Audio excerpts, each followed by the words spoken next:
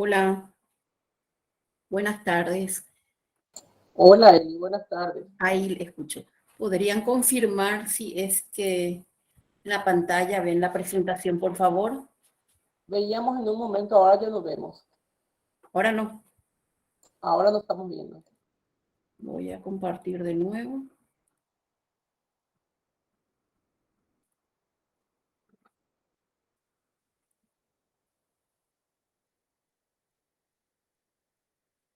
Ahora, Ahora sí se ve, Eli. muchas gracias, profesora Celia Martínez. Agradezco nuevamente a la Cátedra y Servicio de Pediatría por esta oportunidad de estar en contacto con nuestros futuros colegas, ¿verdad? Y en los próximos minutos vamos a hablar sobre los controles del recién nacido sano en el consultorio ambulatorio. Y también vamos a descubrir un poquitito de todo este mundo que es la puericultura. Entonces vamos a hablar de algunas definiciones, generalidades, cómo sería el esquema ideal de los controles de todos los recién nacidos sanos en el consultorio ambulatorio de pediatría. Vamos a conocer qué es este arte de la puericultura, cuáles son, digamos, sus principales recomendaciones. Y también sumamente importante, en forma tangencial en todo lo que es el desarrollo de esta clase, vamos a ir conociendo la libreta del niño y de la niña del Ministerio de Salud Pública y Bienestar Social. Recordarles que si es que tienen algunas preguntas a lo largo del desarrollo de la clase, si es que pueden tomar nota y al final, en todo caso, ¿verdad? Podemos ir charlando para las dudas que tengan o preguntas ir respondiendo. Entonces me gustaría definir un poquitito qué es la puericultura. Viene del latín puer, que significa niño, niña, y cultura, que es cuidado. Entonces podríamos hablar que es la ciencia que se encarga del sano cuidado y desarrollo de los niños durante los primeros años de su vida. Inclusive, pero abarca también el periodo de la adolescencia. Entonces, el nombre informal de la puericultura podríamos decir que es el arte y la ciencia de la crianza, y tiene varias etapas, ya desde una etapa preconcepcional, prenatal, concepcional, natal, y hoy vamos a hablar específicamente de la puericultura, ¿verdad? Postnatal inmediata o neonatal. La puericultura es una rama de la medicina que va muy relacionada a lo que es la pediatría, la neonatología, y como habíamos visto, también debería ir relacionada con la ginecobstetricia.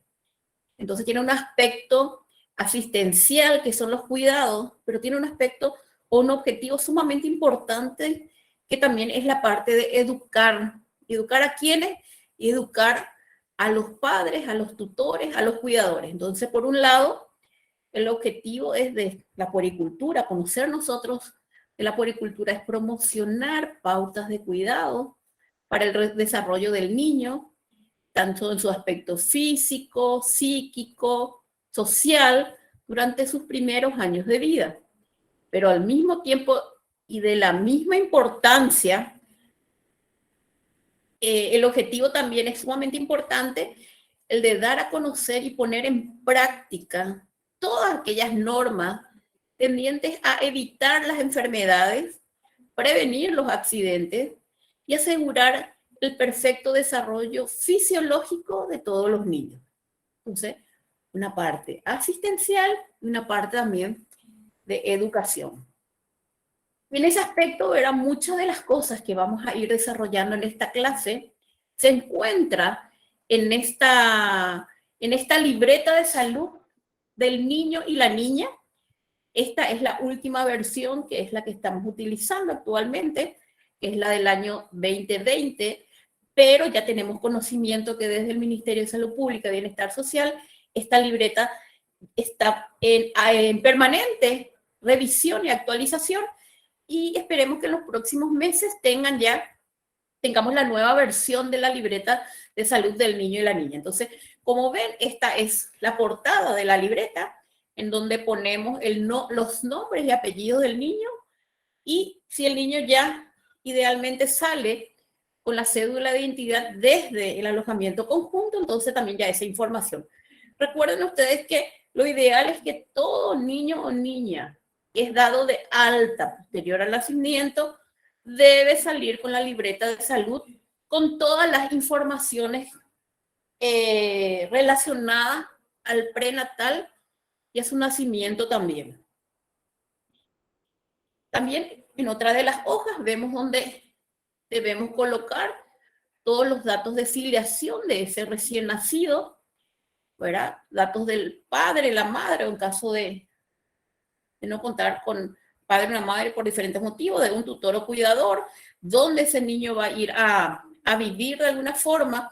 Y la libreta también tiene ya, digamos así como unas banderitas rojas, de verdad, que dice que antes del alta de tu bebé, asegúrate que la libreta de salud de tu bebé esté completa, que le hayan aplicado la vacuna BCG y hepatitis B, que le hayan realizado el test del piecito, o te hayan explicado cuándo y dónde, si no es así, cuándo y dónde realizarlo, dónde y cuándo ir a obtener el resultado de dicho test, que te hayan explicado cuáles son las enfermedades graves que podría tener tu bebé o los signos de alarma por el cual deberías consultar rápidamente con tu niño y que te hayan entregado el certificado del nacido vivo. Entonces, esta información está por detrás de la portada de la libreta del niño o la niña y de alguna forma también, así como nosotros debemos conocer cada una de las páginas de esta libreta, también tenemos que explorar esta libreta antes del alta con todos los padres. Que también tiene las hojas siguientes, la libreta de salud, tiene los datos perinatales, entonces están los datos nuevamente de filiación, que hay que completar, los antecedentes perinatales, así como ya hemos hablado en las clases anteriores. Mis colegas han, digamos, desarrollado la importancia de conocer los antecedentes peri-embarazo de la madre, los antecedentes familiares, los antecedentes prenatales, porque básicamente aparte del examen físico, pero la conducta que vamos a tomar nosotros con muchas, en las diferentes atenciones del recién nacido, van a estar orientadas a los datos que obtenemos en la historia clínica. Entonces, debemos también, ya esta es una hoja que debe ser completada antes del alta del recién nacido, ¿verdad? Entonces, es de suma importancia en el control ambulatorio el pediatra que tenga toda la información prenatal y también del nacimiento hasta el alta. ¿Y por qué decimos que es sumamente importante estos datos? Que hay que completar la historia, digamos, en la libreta del niño, en este formato que parece así muy, muy escueto, pero también tiene, en las siguientes hojas, tiene, digamos, un formato un poco más amigable ya, donde los mismos datos debemos completar nuevamente, y aquí es donde quiero que se concentren un poquitito, y una atención, porque esta libreta de salud del niño y la niña está siendo actualizada, porque en la libreta de la última versión, en cuanto a tamizaje neonatal, solamente figura lo que es el test del piecito.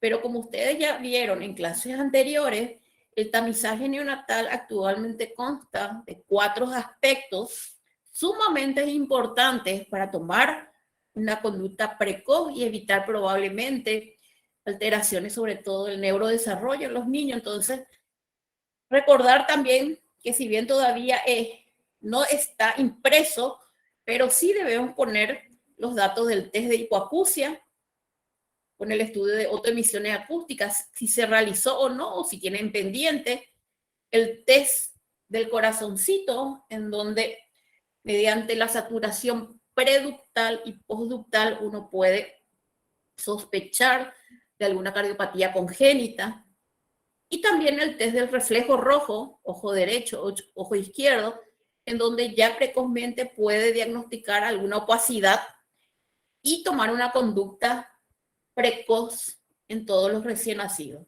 Entonces, como ven acá, también en esta hoja la libreta de salud, ¿verdad? Va a ser actualizada y hay que ir, así como esta información, también otras informaciones van a ir siendo actualizadas.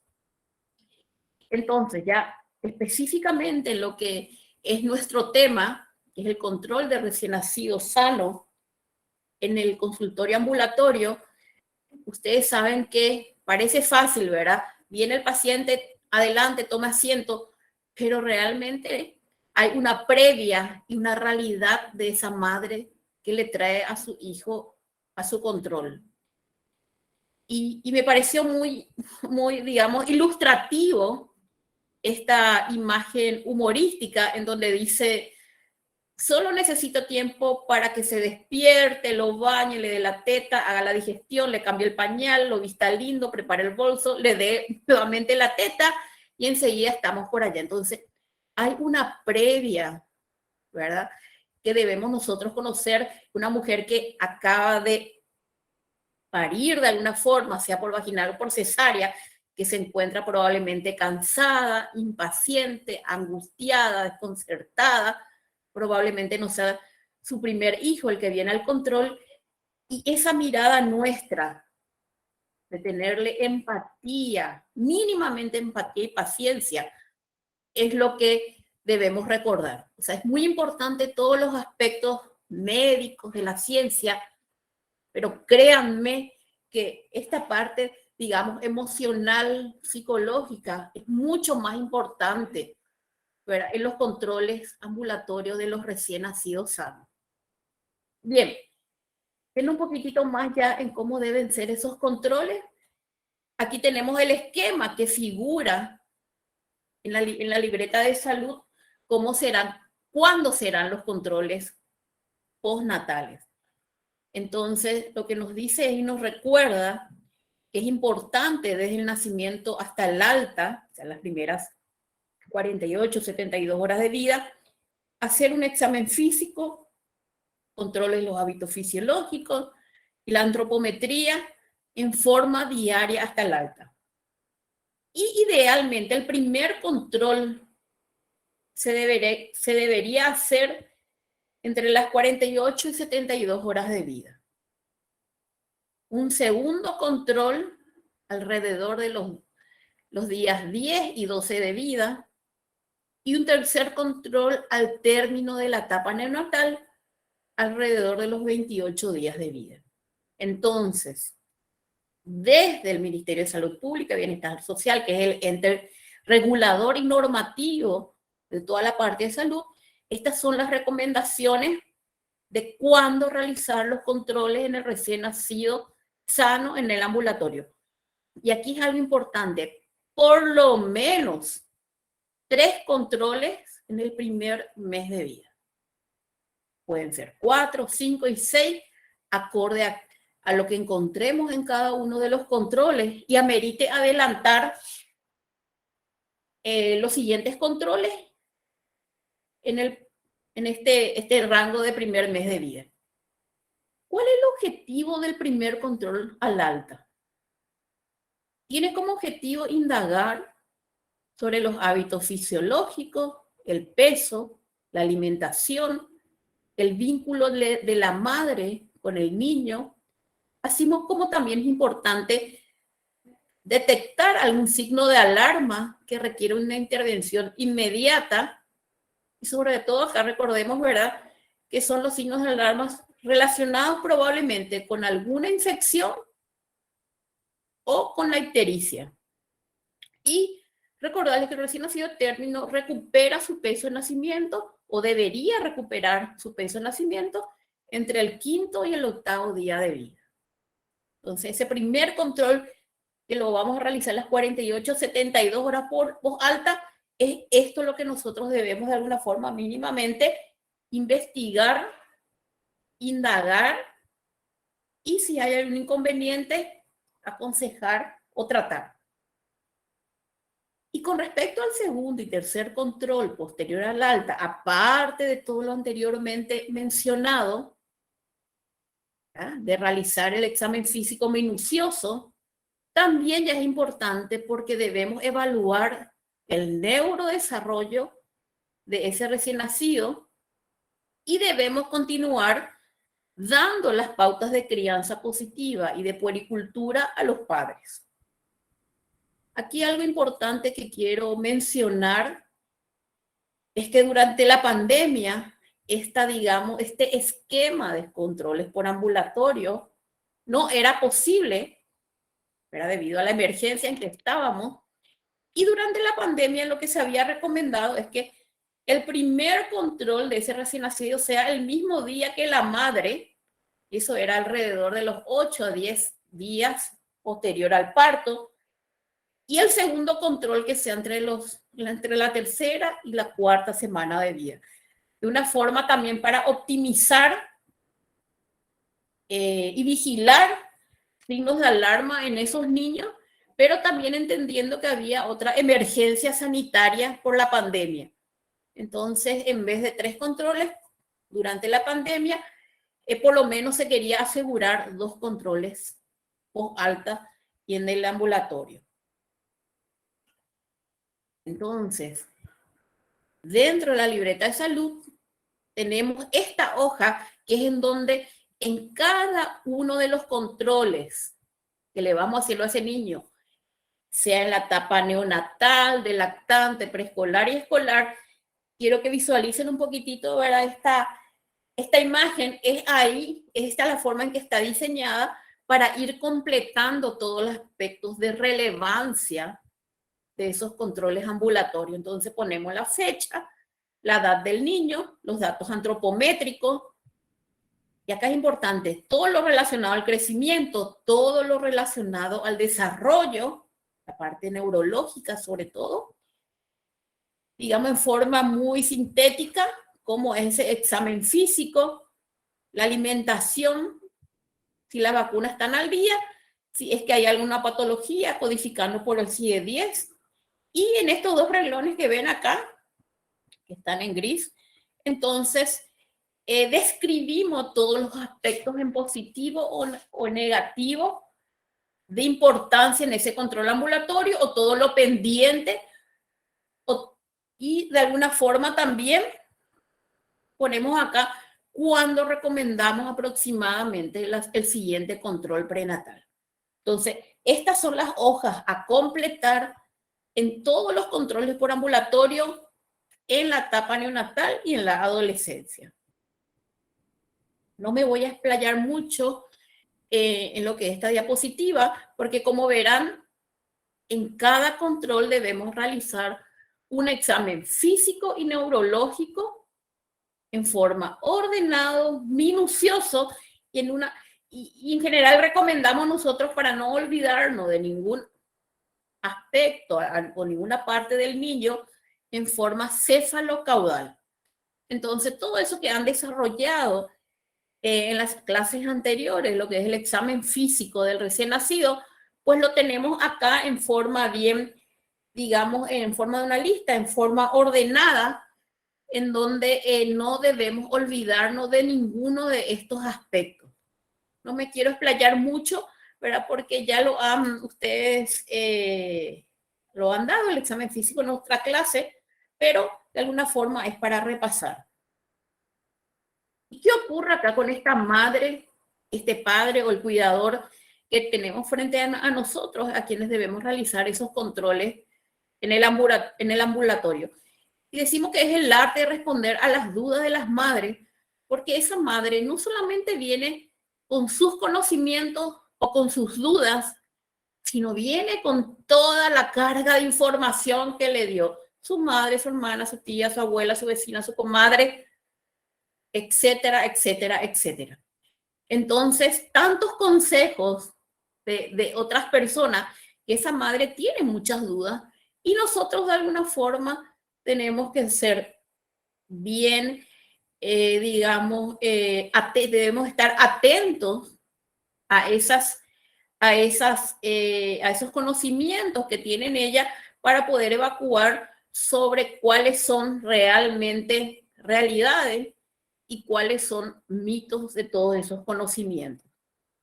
Por lo tanto, en los próximos minutos vamos a hablar de algunos aspectos, de los muchos que hay, algunos sobre lo que es la alimentación, la higiene, el sueño, el vínculo afectivo, los hábitos fisiológicos, las vacunas, las pautas de crianza, la estimulación temprana y oportuna, etcétera, etcétera. Con respecto a la alimentación, si bien van a tener una clase exclusiva de lactancia materna, pero quiero recordar algunos aspectos importantes o resaltar algunos ítems. Recordemos que alrededor de un 75-90% de las madres en Paraguay inician la lactancia materna en el hospital. Tal vez este pequeño porcentaje, porque debería ser, y por qué no 100 sería la pregunta, ¿verdad? Probablemente sean niños prematuros, algunos de ellos, o sean niños con alguna malformación, ¿verdad? En que tal vez esa lactancia, o niños que se han trasladado, esa lactancia no fue de alguna forma iniciada, o porque la madre tuvo alguna complicación, pero esto debería ser alrededor del 100%. Y también una realidad es que la tasa de lactancia materna exclusiva a los 6 meses de vida en nuestro país es no más allá que el 35%. Entonces hay algo que nosotros no estamos haciendo bien, probablemente desde el prenatal, desde el alojamiento conjunto, desde el control por ambulatorio, porque es tan bajo esta lactancia exclusiva a los 6 meses de vida. Por lo tanto, el papel de nosotros profesionales de salud es lograr que todos los recién nacidos se alimenten con leche de su madre el mayor tiempo posible. Todos deberíamos trabajar con un criterio que sea unificado y protocolos de actuación en forma conjunta. ¿Y qué es lo que, digamos, la información que ustedes tienen que tener claro y transmitir a todas las madres desde ya la etapa, digamos, del embarazo? Que el principal estímulo que induce la producción de leche es la succión del recién nacido. Por lo tanto, cuando el recién nacido más precozmente inicia la lactancia, o sea, en sala de parto, que es de alguna forma uno de los estandartes que queremos desde el departamento de neonatología lograr, porque tenemos todavía un largo camino para que eso sea en todos los niños. Y cuanto más veces toma el pecho materno de la madre, más leche va a producir. Entonces, esa madre que viene con nosotros y dice, doctora, mi hijo no queda satisfecho, no le alcanza mi leche, no le sirve, no le alimenta, esa es la información. Cuando más succione el niño, más leche va a tener. No me voy a detener en esto porque va a haber una clase exclusiva de lactancia materna, ¿verdad? Y de alguna forma nosotros tenemos que tener algún instrumento de evaluación de cómo es esa lactancia materna. Entonces, esto es uno de los varios instrumentos que se puede hacer de alguna forma en donde hay aspectos generales, aspectos relacionados específicamente con el pecho de la madre, la posición, el agarre, la succión, y uno va evaluando en dónde probablemente esté el inconveniente para que la lactancia no sea adecuada. Tengo entendido que un grupo de compañeros de ustedes van a realizar esta encuesta en las madres del Hospital de Clínicas en alojamiento conjunto, entonces probablemente va a salir una información científica sumamente valiosa que también nos permita a nosotros los profesionales ajustar, digamos, en dónde debemos ir a actuar. Y la lactancia materna tiene un montón de ventajas, tanto para la madre como para el niño.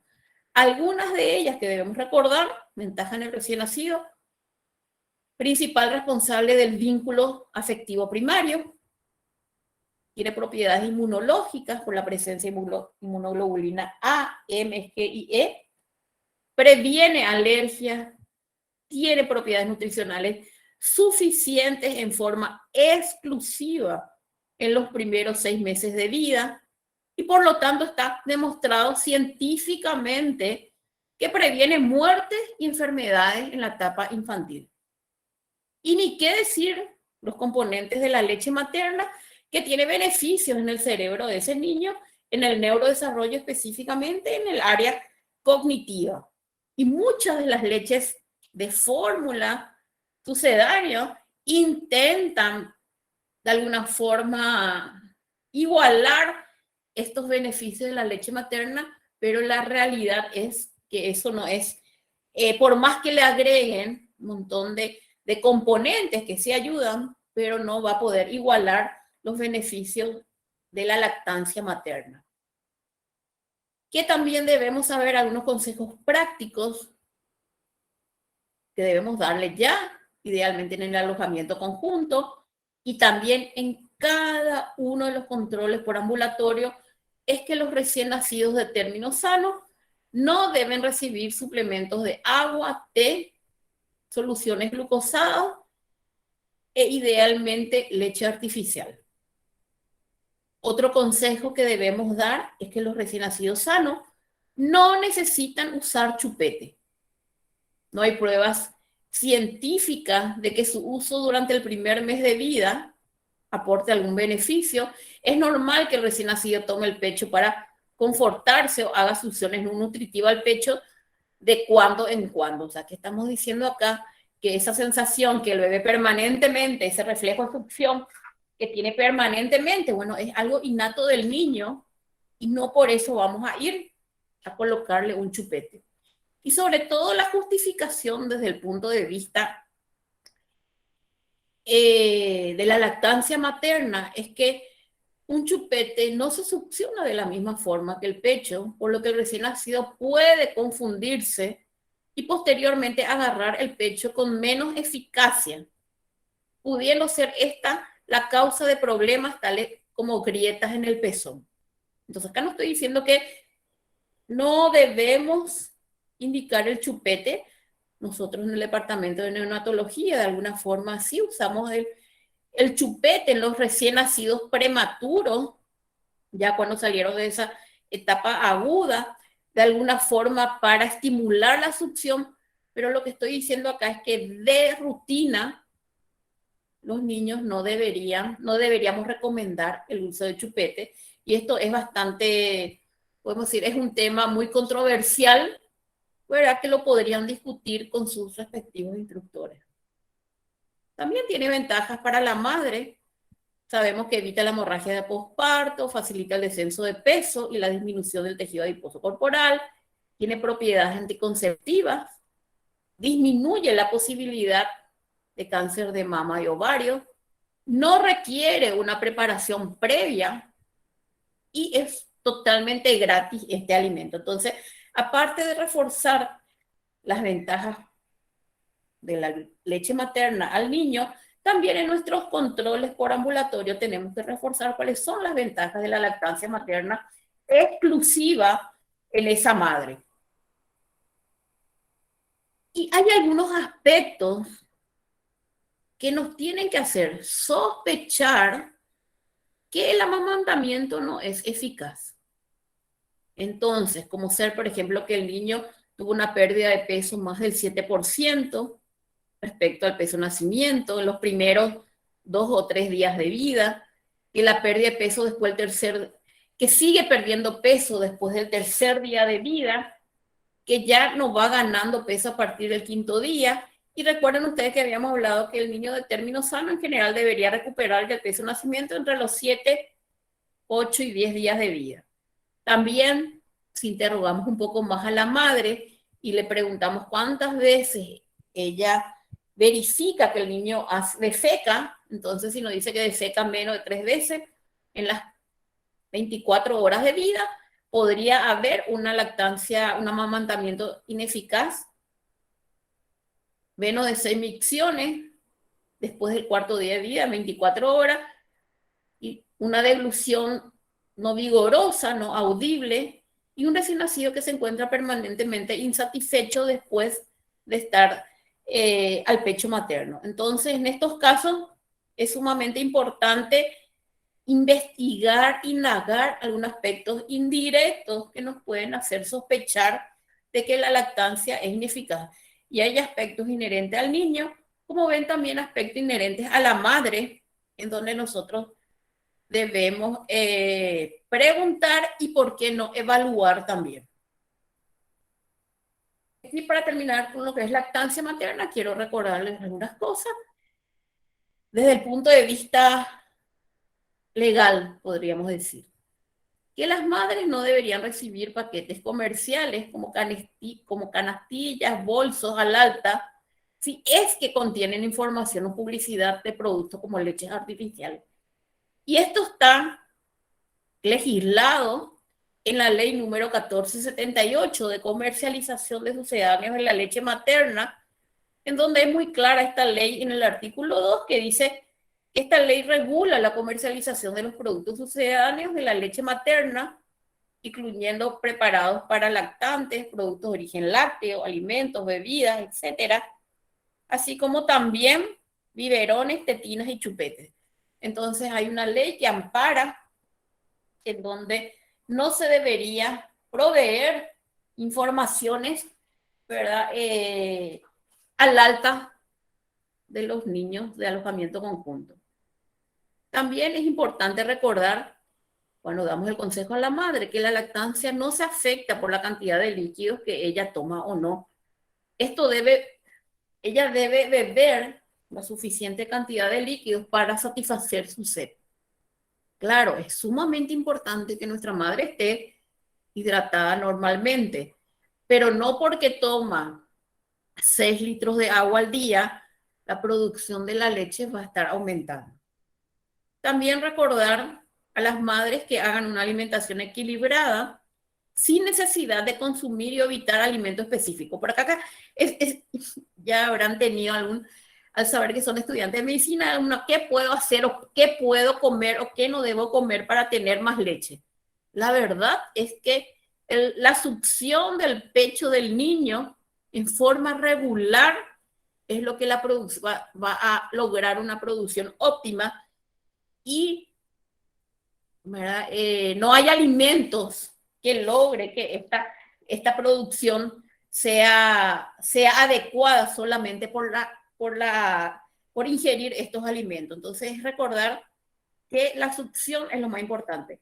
Y también, dentro de la libreta de salud, toda la información relacionada a la lactancia materna lo tenemos nosotros como digamos, una ayuda de memoria, pero también debemos ojear esa libreta y mostrarle a la madre que hay informaciones de por qué es importante la lactancia materna, qué hacer cuando la madre tiene que volver a trabajar, digamos, ¿verdad? Cómo es la extracción de la leche, cómo se debe conservar esa leche y también las diferentes técnicas adecuadas de amamantamiento. Toda esta información lo tenemos en la libreta de salud del niño.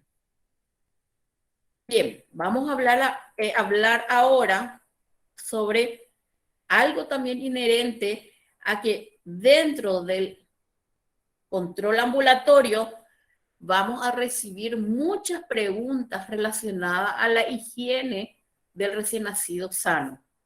Entonces nosotros debemos estar informados de cuáles son las prácticas recomendadas inherentes a la higiene del recién nacido. Y dentro de lo que es la higiene y cuidado, damos, digamos, una relevancia a lo que es el cuidado del muñón umbilical. Ya en alojamiento conjunto, debemos nosotros realizar diariamente el examen del muñón umbilical en presencia de los padres. Y eso es sumamente importante en el examen físico, la presencia de los padres, porque nos sirve de alguna forma para evacuar alguna duda que tengan ellos. Entonces debemos nosotros buscar signos de infección. Eso es lo que llamamos onfalitis, la infección a nivel de muñón umbilical. Y esto sería, ¿verdad?, como una secreción amarilla, un olor desagradable, un enrojecimiento o tumefacción o edema de la piel alrededor de ese cordón umbilical. Y si es que lo vemos en alojamiento conjunto, ese niño debe ser ingresado a cuidados neonatales y se le deben realizar algunos estudios y probablemente recibir tratamiento antibiótico. Y es sumamente importante también en los controles prenatales, en los controles por ambulatorio, recordar este aspecto por si lo presenta en la casa, es un signo de alerta o de alarma de consulta inmediata en la urgencia pediátrica. Entonces los padres deben conocer cuál es la evolución natural del cordón umbilical, que luego del corte el muñón sufre una gangrena seca, la cual es más rápida y efectiva cuando más contacto con el aire tiene. Su caída se produce alrededor del día 7, 10, 15 de algunos recién nacidos, debiendo mantenerse durante ese tiempo lo más seco y limpio posible.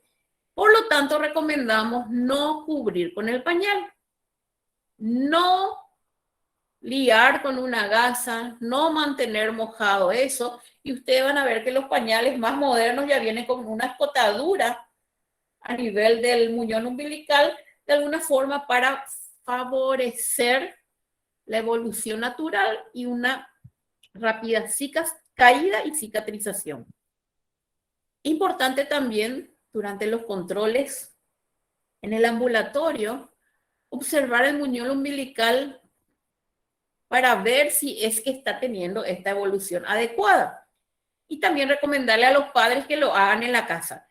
¿Qué es lo que nosotros recomendamos? Que realicen el aseo con alcohol rectificado al 70%, solamente del muñón y no de la piel que rodea. ¿Y cuándo realizar esto?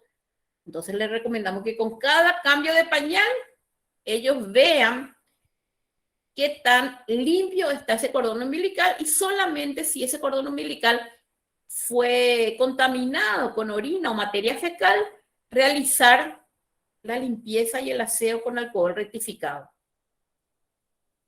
Anteriormente, y esto ha cambiado, décadas anteriores, la conducta con respecto al manejo del cordón umbilical era que con cada cambio de pañal se debía realizar el aseo con alcohol, y posteriormente ese cordón era cubierto por una gasa estéril otra vez.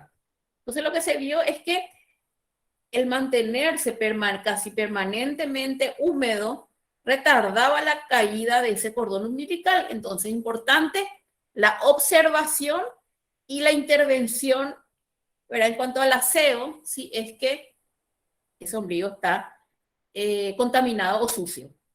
También otro de los problemas poco frecuentes, pero presentes, es el sangrado activo. ¿Qué es lo que ocurre muchas veces cuando ese cordón umbilical ya cae espontáneamente? Puede haber como un sangrado antes de la cicatrización. Entonces, si el sangrado es activo, permanente, o sea, cada vez que limpio con una gasa, ese cordón que ya ha caído y quedó ahí, la herida sigue goteando, sangrando, debemos nosotros recomendar a los padres que consulten en forma inmediata en el ambulatorio. También es importante que ese cordón caiga de forma natural, inclusive si solo pende de un filamento de tejido necrótico. Muchas veces ven ustedes que se van momificando, se va secando, cada vez en la base más fino, ¿verdad? Y después queda como, parece un hilito de tejido necrótico filamentoso. Eso hay que recomendar a los padres, no hay que ir a cortar, no hay que ir a estirar, nada, sino debe caer en forma espontánea.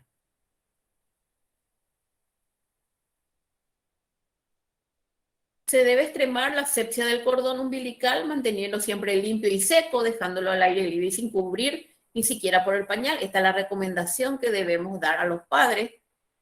Y aunque el empleo de antisépticos no aporta ningún beneficio y puede retrasar su caída, y recuerden esto es según las recomendaciones de la OPS, en ambientes donde el cuidado no higiénico del cordón sea un factor de riesgo en el desarrollo de posibles infecciones umbilicales, se debe recomendar el uso de solución antiséptica en forma regular, siendo esta, como hablamos, con alcohol al 70% o clorhexidina al 4%. Se contraindica el uso antiséptico que contenga yodo por el riesgo de aparición de trastornos tiroideos en ese recién nacido debido a que los antisépticos con yodo tienen una absorción cutánea importante en esa piel todavía inmadura de los recién nacidos. Avanzando en lo que es la higiene, recordar que la piel de recién nacido sano tiene mecanismos de autolimpieza fisiológicos, inherentes, naturales, por lo que no es necesario el baño diario en la primera semana de vida. Mientras el cordón umbilical todavía no haya caído, se pueden realizar lavados sectoriales con un paño, una esponja o algodón humedecido en la región perineal, tener, digamos, una acción importante a nivel de los pliegues axilares, los pliegues inguinales, las manos, los pies, entre los dedos, el cuello y la cabeza. Pero todo esto, si el cordón todavía no ha caído, este baño sectorial se hace sin sumergir al recién nacido en la bañera, sino la madre lo sostiene y va limpiando al niño, ¿verdad? Con agua jabonosa, sobre todo teniendo énfasis en lo que son los pliegues y entre los dedos. Se utiliza agua tibia, entre 36 y 37 grados centígrados. Sugerimos jabones neutros. Y este lavado se debe hacer solamente en forma muy gentil, muy suave, y el secado debe ser sin frotar o sin friccionar la piel. Recuerden ustedes todavía que la capa córnea de la piel todavía no se encuentra totalmente madura y la piel es un mecanismo de alguna forma, ¿verdad?, de defensa contra muchas infecciones. Entonces debemos nosotros ese baño hacer que tenga lo menos, que sea lo más gentil y suave y no por producir ninguna grieta o ninguna herida que pueda después ser puerta de entrada de infecciones. También debemos recomendarle a los padres que las secreciones orales y nasales se limpian las veces que sean necesarias y instruir que no usar en la etapa neonatal ni perfumes, ni talco, ni otros productos, sean estos artesanales ni comerciales. ¿Por qué? Debido todavía a esa inmadurez de la piel, ¿verdad? Y con respecto a los talcos, debido a que pueden producirse microaspiraciones y posteriormente, ¿verdad?, podemos tener recién nacidos con problemas respiratorios debido al uso de estos cosméticos. El primer baño de inmersión se realizará luego de que se caiga el cordón umbilical, comenzar por la cara, dar especial énfasis en los pliegues, como habíamos hablado anteriormente, y insistir sobre todo en la higiene entre los dedos de manos y pies. La región periglútea está sometida a muchas condiciones de agresión por la frecuencia de la orina y las heces en la etapa neonatal. Entonces es importante que ni bien los padres identifiquen de que el pañal se encuentra cargado, no esperar tanto para la higiene de esta región periglútea. Entonces ustedes van a decir, pero ¿y por qué hablamos de esto en los controles, en una clase de control por ambulatorio del niño sano? Porque casi el 80% de la consulta va a girar en torno a estos temas y nosotros debemos tener algunos conocimientos para dar las pautas.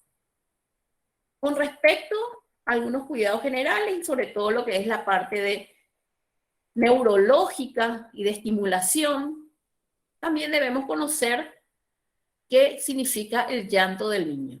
Ustedes saben que el recién nacido en su primera semana de vida, probablemente el 80% del tiempo del día esté durmiendo, ¿verdad? Y un 20% lo dedica a la alimentación, al llanto, a los hábitos fisiológicos, y debemos nosotros conocer algunos aspectos del llanto. Entonces, ¿cómo es el llanto del recién nacido? Es un llanto sin lágrimas, sobre todo en la primera semana de vida, y alrededor de la tercera semana recién la gran mayoría de los niños tienen alguna lágrima con el llanto. Debemos saber que y informarle a los padres que el llanto es la forma primaria del lenguaje de ese niño. Entonces es la forma de comunicarse tanto con sus padres, sus hermanos y con todo el entorno. Entonces es un indicador de alguna forma de una maduración neurofisiológica.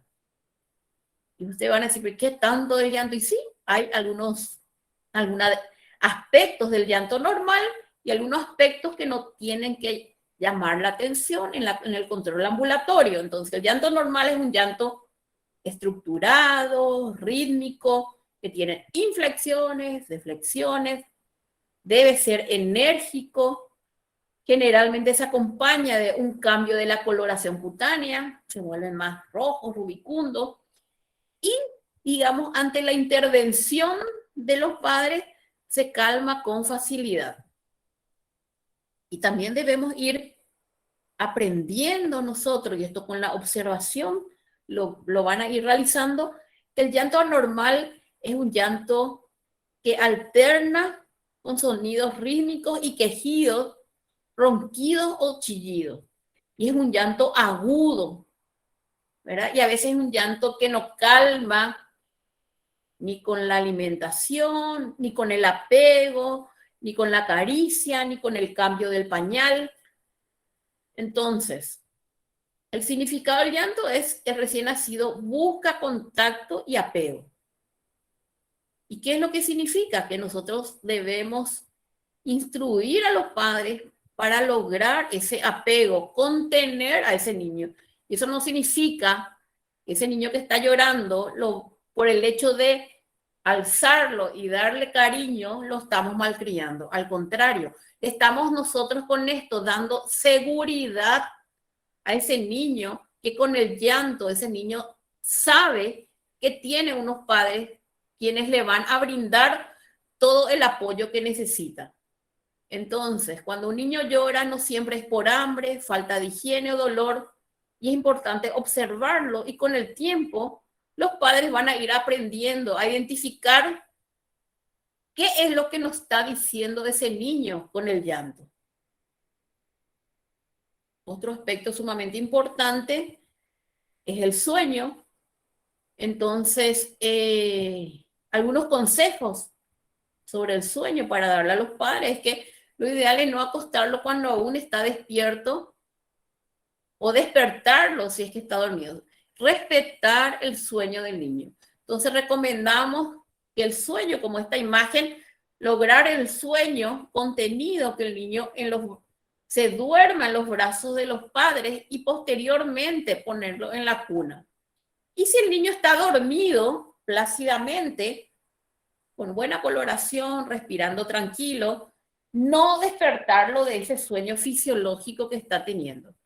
También no recomendamos el uso de aparatos eléctricos para conciliar el sueño, y más de uno debe haber, y la voz de los padres es lo que necesita ese niño porque le da seguridad en ese proceso del sueño. Entonces, papá, mamá, lo ideal es cuando ven que su niño inicia el sueño, cargarlo, lograr el apego, contenerlo, hablarle en voz, con una voz cálida, darle seguridad, y una vez que el sueño ya está, digamos, avanzado, recién ahí ponerlo en la cuna.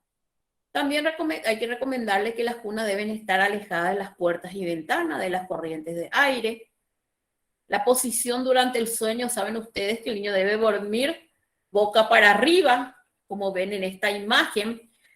No necesitan usar almohadas ni otros dispositivos durante el sueño.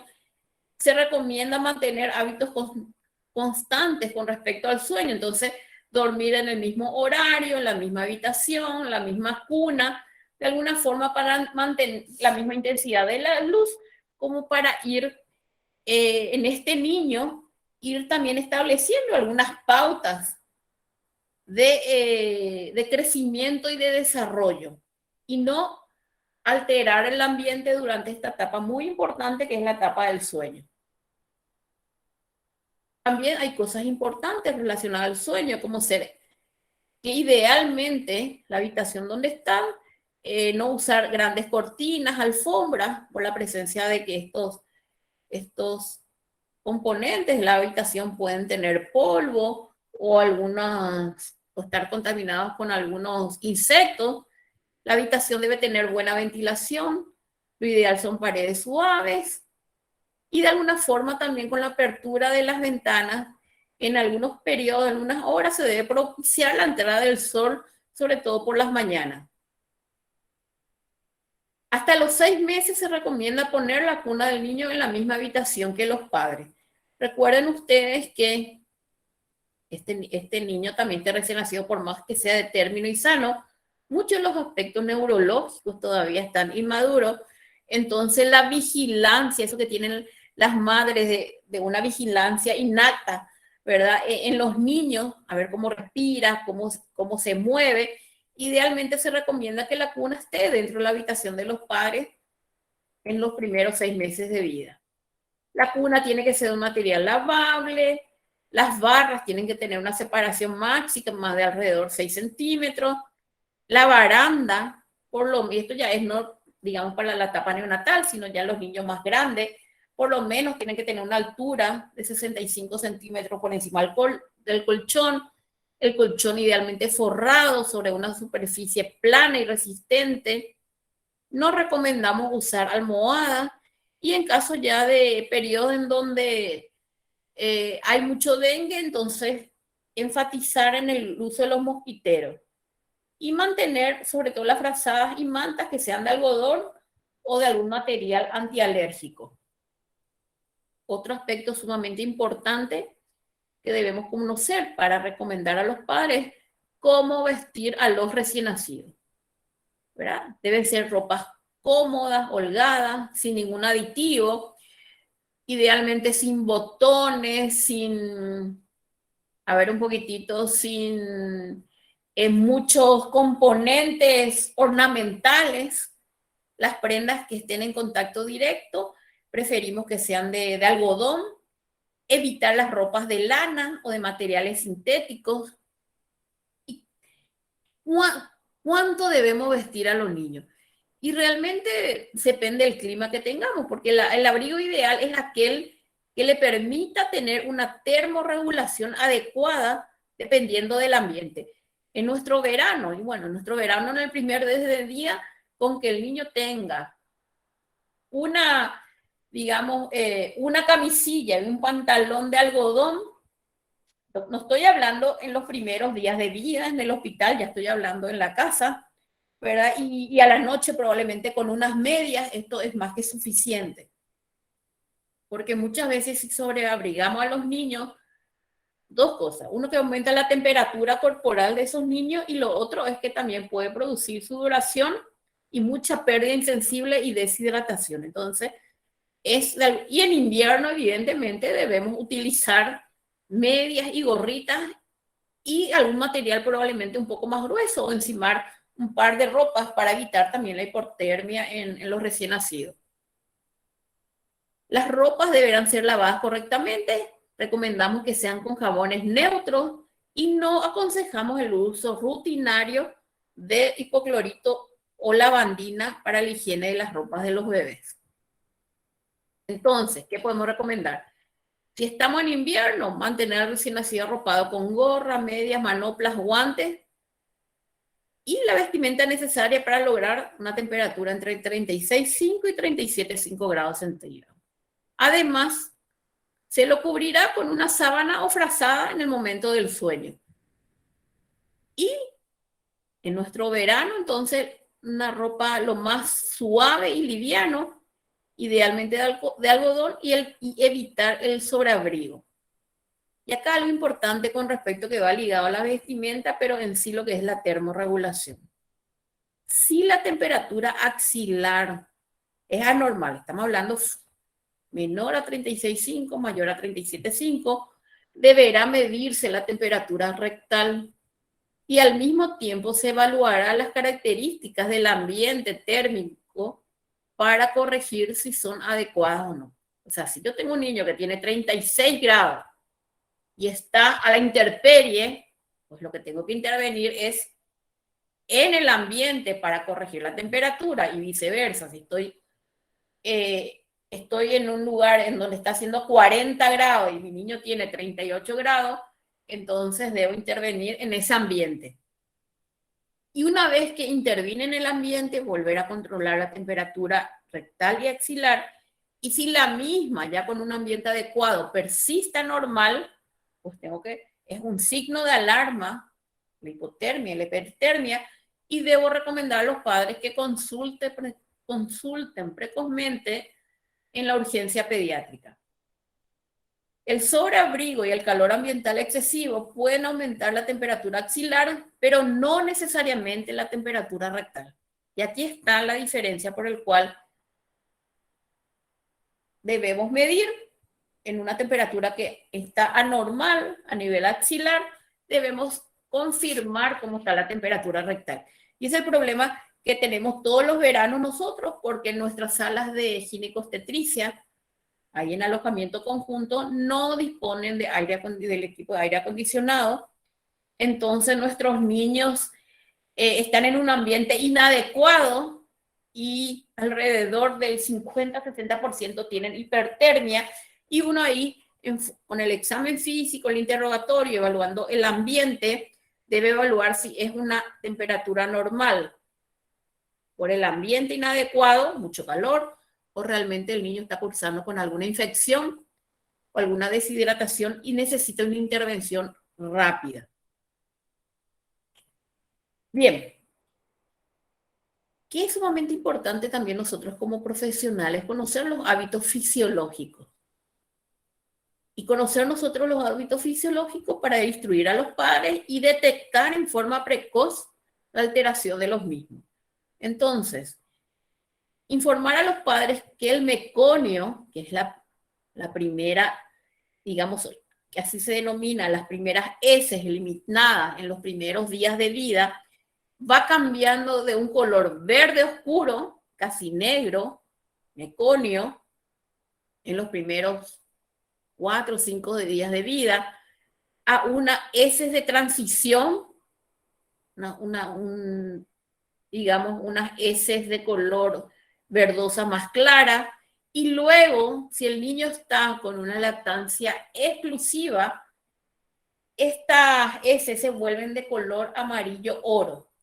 Son explosivas, semilíquidas, abundantes, y esta ya si hay una lactancia materna eficaz, alrededor de los 7 días ya las heces son amarillo oro.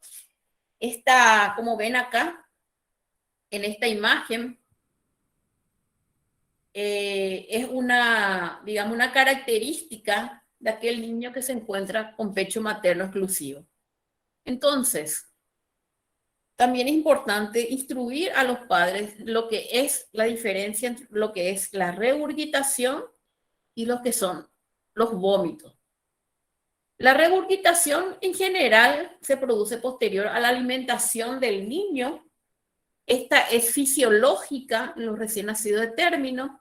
Entonces, y es como posterior a la alimentación, el niño elimina unas gotas de leche semidigeridas, muy espesas, a veces color amarillo,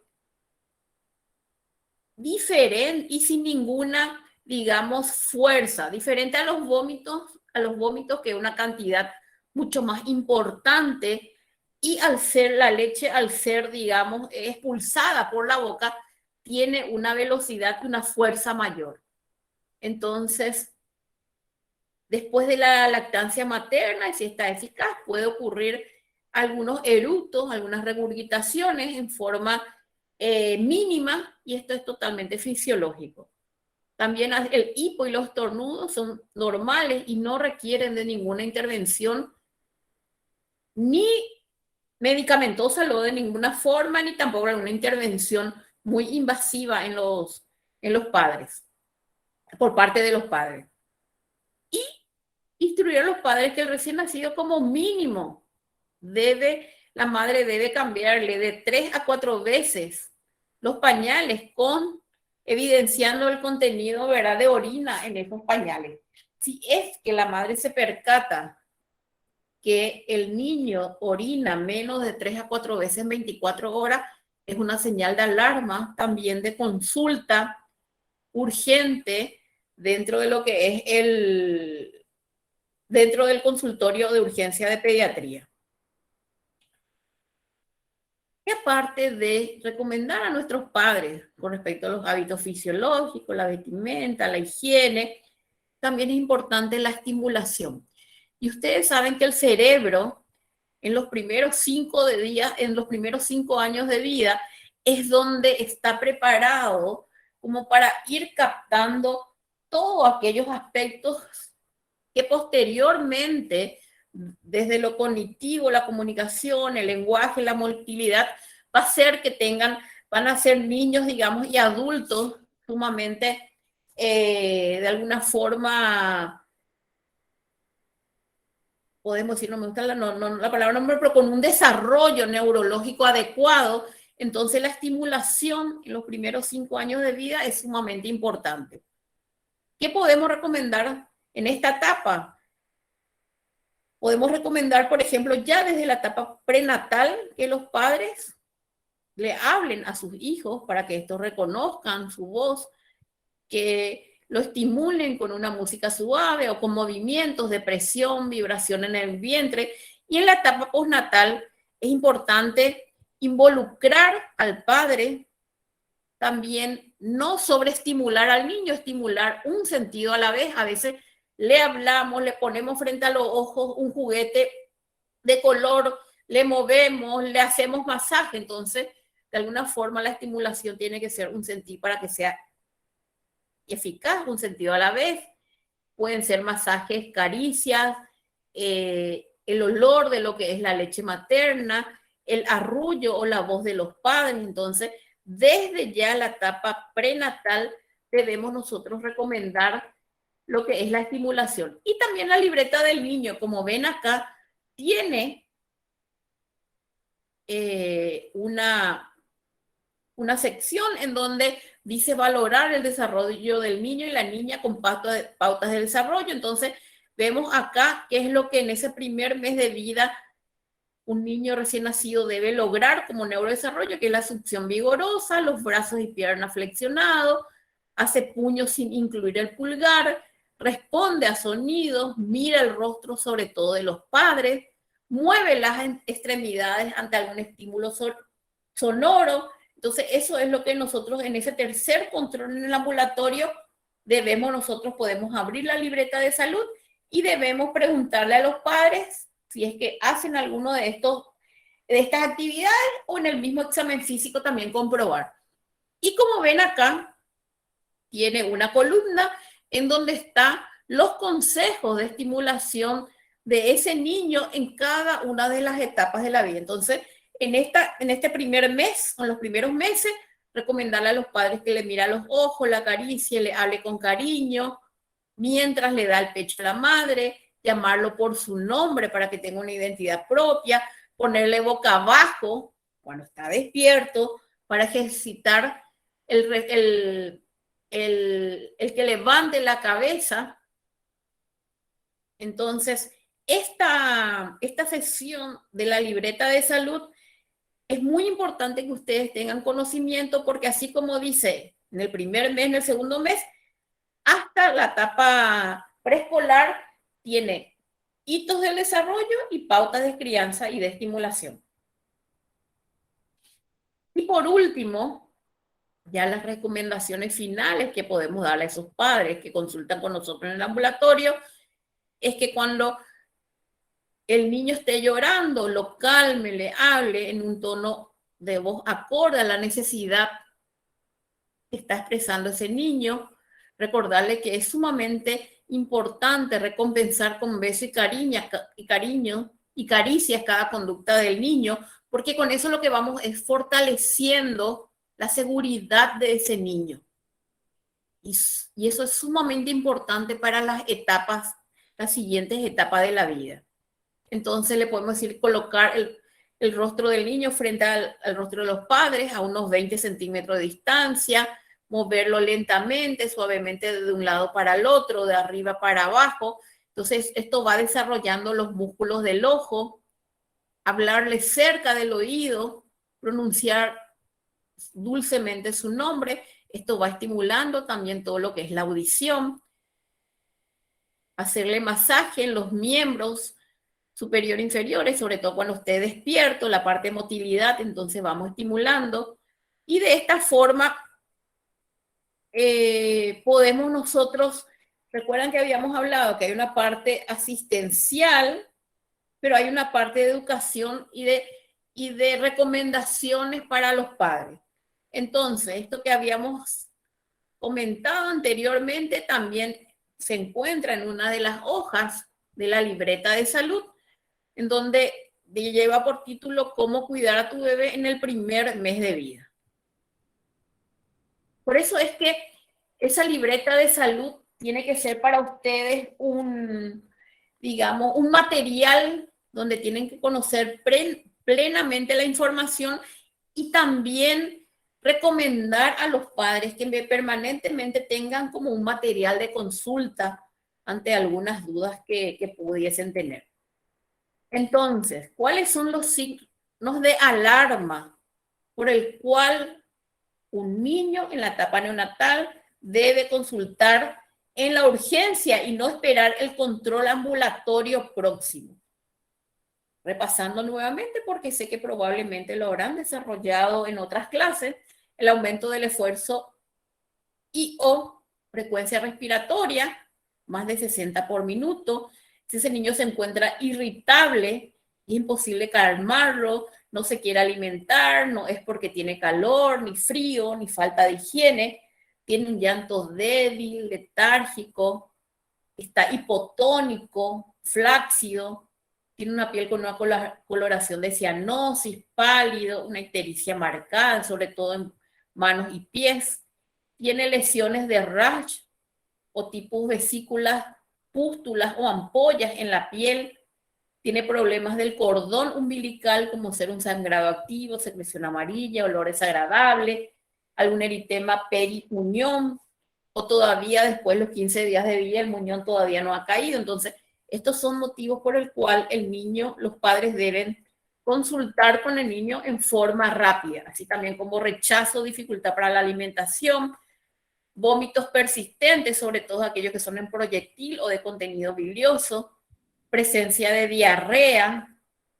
Y aquí ustedes saben que el bebé que toma pecho materno hace caca, pecho caca, eso no es diarrea, pero sí la presencia de sangre o glera en la materia fecal, que tenga una temperatura anormal, la diuresis disminuida, distensión abdominal o falta de eliminación de heces en 48 horas o más, presencia convulsión. Entonces, informar a los padres que ante la presencia de cualquiera de estos signos de alarma, deberá acudir cuanto antes a un servicio de salud para la consulta.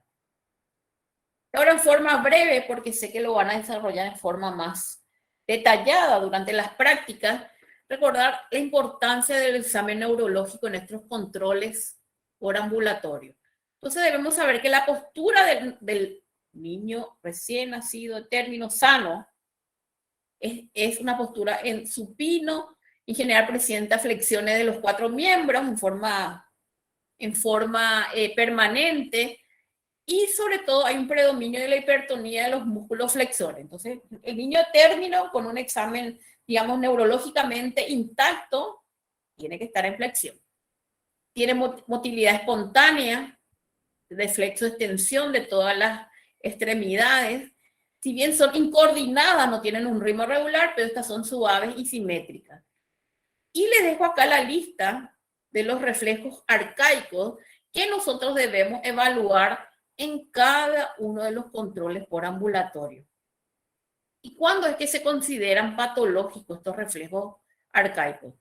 Cuando están ausentes, cuando hay asimetría o cuando hay una respuesta anormal o una reducción en la amplitud de la respuesta.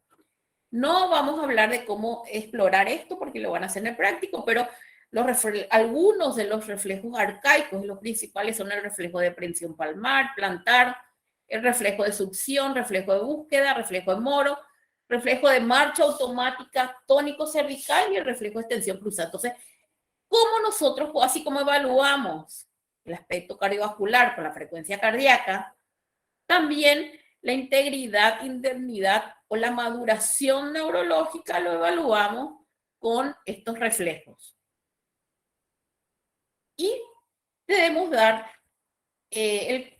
unos consejos con respecto a la prevención y enseñar a los padres de qué es el síndrome de muerte súbita lactante. Si bien ya es, como su nombre lo dice, ¿verdad? Ocurre más en los niños de mayor, fuera de la etapa neonatal, pero es importante que nosotros recordemos cuáles son algunos aspectos que debemos recomendar a los padres para disminuir la incidencia de esta muerte súbita de lactante.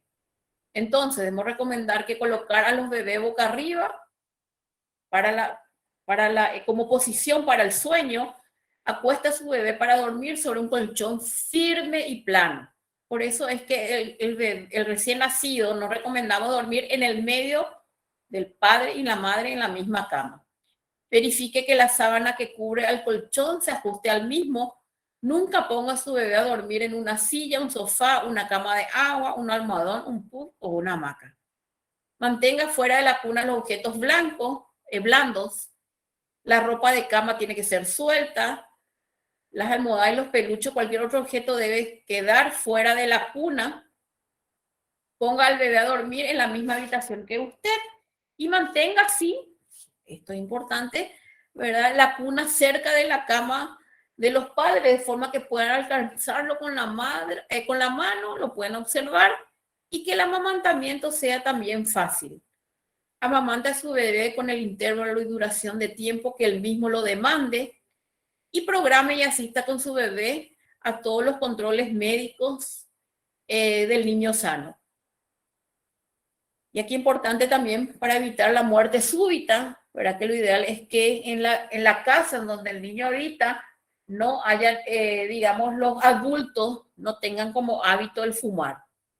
Si su bebé presenta algún signo de alarma, acuda lo antes posible a un puesto de salud para la consulta médica, cumpla con el calendario de vacunación establecida por el PAI, mantenga a su bebé alejado de los fumadores y los lugares donde la gente fuma. No permita que el bebé tenga demasiado calor, mantenga la habitación en la que duerme con una temperatura adecuada y ante cualquier duda consulte con su médico de confianza o el médico que lo tenga en el centro de salud. Entonces, van a ver ustedes que después probablemente de la consulta, lo ideal es que los padres no salgan con tantas dudas, ¿verdad? Y que algunas de las dudas que nos han traído, nosotros también podamos haberles apoyado y fortalecido en lo que es la crianza de los niños. Entonces, muchas gracias. Para cualquier consulta me van a encontrar en el departamento de neonatología y me gusta siempre al final de las charlas ponerles algún mensaje, digamos, de empático. Entonces, dichoso el que estudia para aprender, grandioso el que lo hace para enseñar, pero glorioso el que lo hace para curar. Entonces, nosotros como docentes y asistenciales del hospital de clínica, muchas veces, ¿verdad?, tenemos esa, digamos, esa felicidad, ¿verdad?, de ser también parte de dar información a los futuros colegas como para que sean profesionales dignos también en el futuro. Muchas gracias.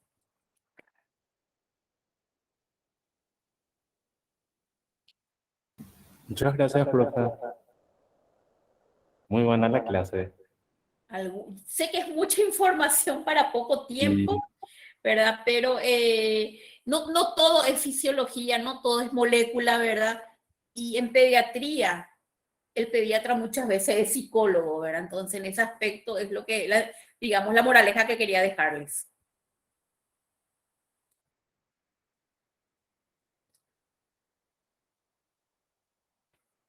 Si es que tienen algunas preguntas, lo pueden hacer.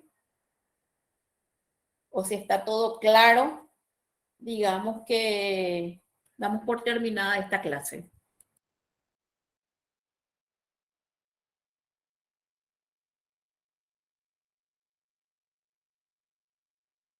Bueno, excelente.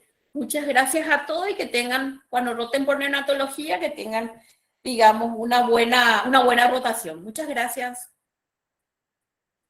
Muchas gracias, doctora.